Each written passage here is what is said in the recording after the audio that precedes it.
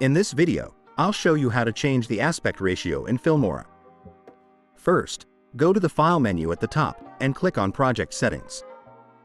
A settings window will appear, and under the aspect ratio dropdown, you can choose the format you need.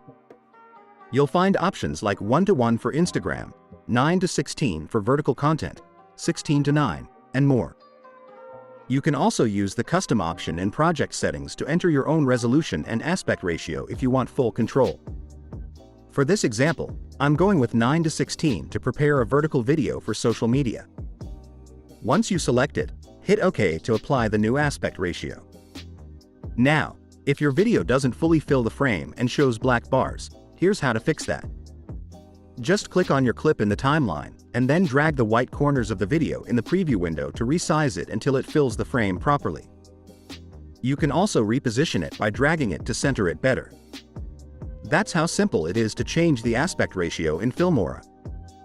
If this video helped you, consider subscribing and liking the video.